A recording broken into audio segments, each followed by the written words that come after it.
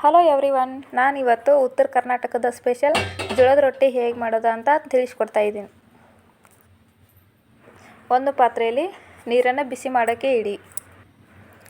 ನೀರು ಕುದಿಯುವವರೆಗೂ ಕಾಯಿಸಿ. ನೀರು ಕುದಿಯುವವರೆಗೂ ಜೋಳದ ಹಿಟ್ಟನ್ನು ರೆಡಿ ಮಾಡಿ ಇಟ್ಕೊಳ್ಳಿ.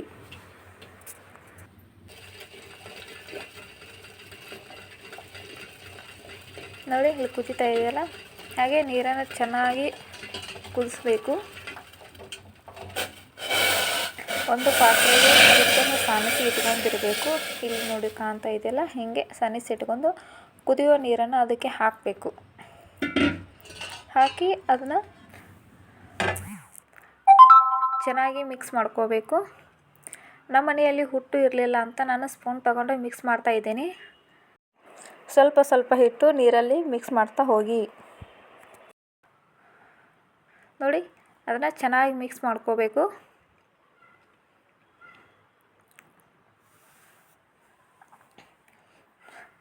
ಚೆನ್ನಾಗಿ ಮಿಕ್ಸ್ ಮಾಡಿಕೊಂಡು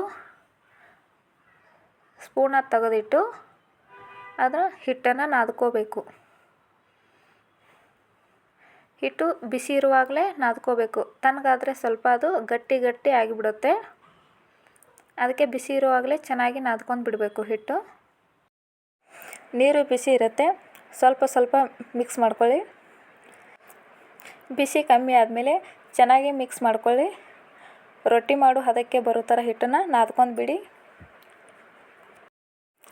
ಸ್ವಲ್ಪ ಸ್ವಲ್ಪ ನೀರು ಹಾಕ್ಕೊಂಡು ಹಿಟ್ಟನ್ನ ಚೆನ್ನಾಗಿ ನಾದ್ಕೊಳ್ಳಿ.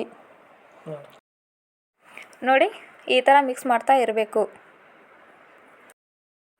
ಸ್ವಲ್ಪ ಸ್ವಲ್ಪ ನೀರು ಹಾಕ್ಕೊಂಡು ರೊಟ್ಟಿ ಮಾಡೋ ಹದಕ್ಕೆ ಬರೋ ಥರ ಹಿಟ್ಟನ್ನು ನಾದ್ಕೋತಾ ಇರಬೇಕು.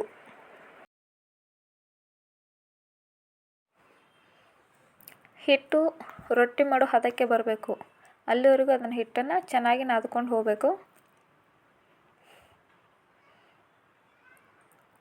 ಆವಾಗ ನೋಡಿಕೊಂಡು ನೀರು ಹಾಕ್ಕೊಂಡು ನಾದ್ಕೋಬೇಕು.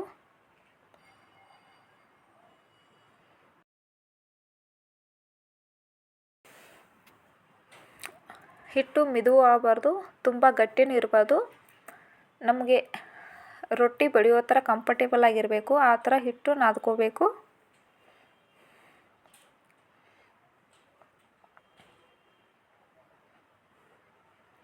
ಸ್ವಲ್ಪ ಕೈಗೆ ನೀರು ಹಚ್ಕೊಂಡು ನಾದ್ತಾ ಹೋಗಬೇಕು.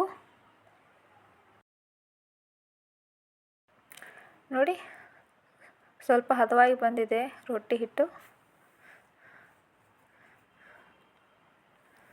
ಸ್ವಲ್ಪ ಚೆನ್ನಾಗಿ ನಾದ್ಕೋಬೇಕು. ಸ್ವಲ್ಪ ಟೈಮ್ ತಗೊಳುತ್ತೆ.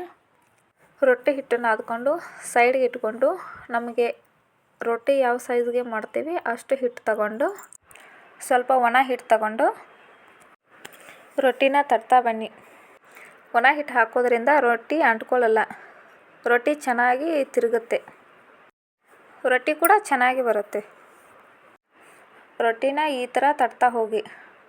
ಸ್ವಲ್ಪ ಅಂಟ್ಕೊಳ್ಳೋಕೆ ಸ್ಟಾರ್ಟ್ ಆದರೆ ಮತ್ತೆ ಒಣ ಹಿಟ್ಟು ಹಾಕ್ಕೊಂಡು ತಟ್ತಾ ಇರಿ. ರೊಟ್ಟಿನ ತಟ್ಟಕ್ಕಾಗದೇ ಇರೋರು ಲಟ್ಟಣಿಗೆಯಿಂದ ಲಟ್ಟಿಸ್ಕೊತಾರೆ. ಬಟ್ ಲಟ್ಟಣಿಗೆಯಿಂದ ಲಟ್ಟಿಸ್ಕೊಂಡ್ರೆ ರೊಟ್ಟಿ ಸೈಜ್ ದಪ್ಪ ಆಗುತ್ತೆ, ತಿಕ್ಕಾಗುತ್ತೆ, ತಿನ್ನೋಕ್ಕೂ ಅಷ್ಟು ಟೇಸ್ಟ್ ಅನಿಸಲ್ಲ. ಸೊ ಹಂಗಾಗಿ ಕೈಯಿಂದ ತಟ್ಕೊಂಡ್ರೆ ಒಳ್ಳೆಯದು. ಬಟ್ ತಟ್ಟಕ್ಕಾಗದೇ ಇರೋರು ಲಟ್ಟಣಿಗೆಯಿಂದ ಲಟ್ಟಿಸ್ಕೊಂಡು ಟ್ರೈ ಮಾಡ್ಬೋದು. ಬಟ್ ಆದಷ್ಟು ಕೈಯಿಂದ ತಟ್ಟೋಕ್ಕೆ ಟ್ರೈ ಮಾಡಿ. ಒಂದು ಸರಿ ಆಗದೇ ಇದ್ದರೂ ಎರಡನೇ ಸರಿ ಚೆನ್ನಾಗಿ ಬರುತ್ತೆ. ಊರ ಕಡೆ ಎಲ್ಲ ಕಲ್ಲ ಮೇಲೆ ರೊಟ್ಟಿನ ತಟ್ತಾರೆ. ಬಟ್ ಇಲ್ಲಿ ಕಲ್ಲು ಸಿಗಲ್ಲ ಅಂತೇಳ್ಬಿಟ್ಟು ನಾವು ಈ ಪರಾತ, ನಮ್ಮ ಕಡೆ ಪರಾತ ಅಂತಾರೆ. ನೋಡೋಣ ನಿಮ್ಮ ಕಡೆ ಏನಂತಾರೋ ಗೊತ್ತಿಲ್ಲ. ಏನಂತಾರೆ ಅಂತ ಕಮೆಂಟ್ ಬಾಕ್ಸಲ್ಲಿ ಕಮೆಂಟ್ ಮಾಡಿ. ಈ ಥರ ತಟ್ಬಿಟ್ಟು ಆಮೇಲೆ ತವ ಮೇಲೆ ಹಾಕಬೇಕು. ವರೆಗೂ ಬಡಿಬೇಕು. ನಾನು ಮೊದಲೇ ತವೆನ ಕಾಯೋಕ್ಕಿಟ್ಟಿದ್ದೆ. ತವೆ ಮೇಲೆ ಹಾಕಿ ಅದಕ್ಕೆ ನೀರು ಹಚ್ತಾ ಇದ್ದೀನಿ. ನೀರು ಯಾಕೆ ಹಚ್ಚಬೇಕಂದ್ರೆ ರೊಟ್ಟಿ ಹಿಟ್ಟು ಹಾಕಿ ನಾವು ಬಡಿದಿರ್ತೀವಿ, ಅದು ಹಿಟ್ಟು ಅಂಟ್ಕೊಂಡು ಬಿಟ್ಟಿರುತ್ತೆ. ಅದು ಹಿಟ್ಟು ಹೋಗಲಿ ಅಂತ ನಾವು ನೀರು ಹಚ್ತೀವಿ.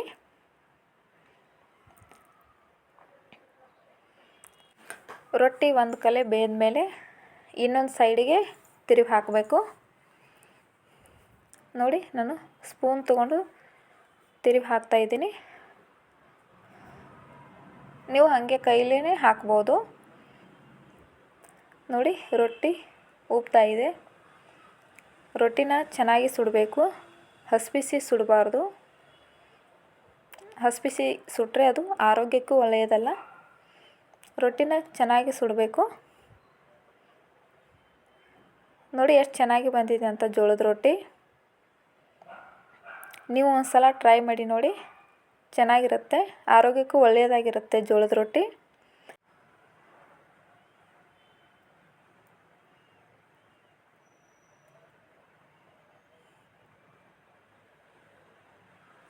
ಈ ವಿಡಿಯೋ ಇಷ್ಟ ಆಗಿದ್ದರೆ ಲೈಕು, ಶೇರು, ಸಬ್ಸ್ಕ್ರೈಬ್ ಮಾಡಿ.